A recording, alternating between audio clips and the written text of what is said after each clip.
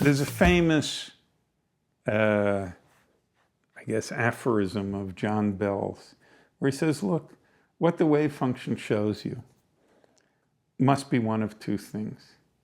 Either this description of the world by means of wave functions is incomplete, it leaves something out, or our claims about how the wave functions evolve in time are wrong, okay?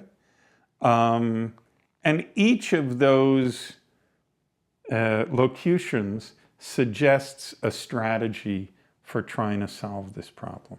So one way of trying to solve this problem, solving it by means of a so-called collapse of the wave function, is to say, look,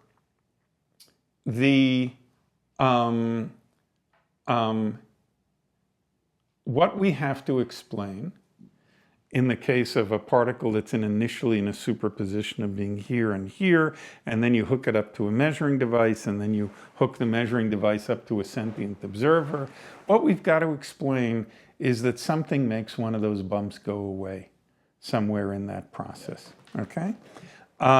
We know that the algorithm won't give us that. The question is, can we fiddle with the algorithm a little bit?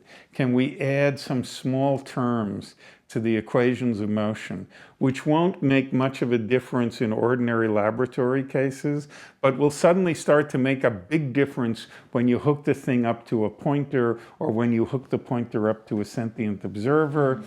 Are there ways of fiddling with the equations of motion, okay, that are going to, in the appropriate circumstances and not in other circumstances, make one of these bumps go away, okay? Good. We now have, since the 80s or so, a really beautiful example of such a theory, okay?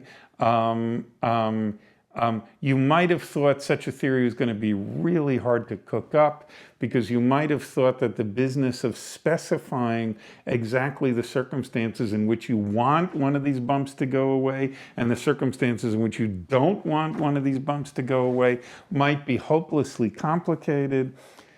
There are three Italian physicists, Gherardi, Ramini, and Weber, who had a really clever idea about how to tweak this differential equation that in the algorithm is supposed to govern how these wave functions evolve.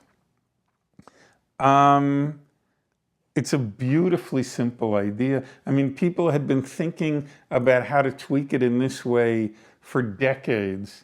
And all of a sudden, they just suggested a really simple idea, and it was amazing. And you feel like the scales fall from your eyes.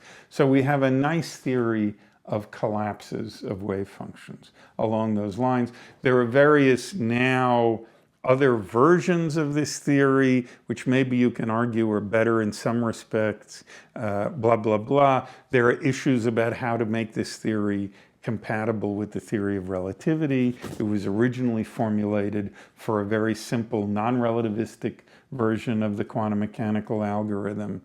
But anyway, there is a whole class of theories like that.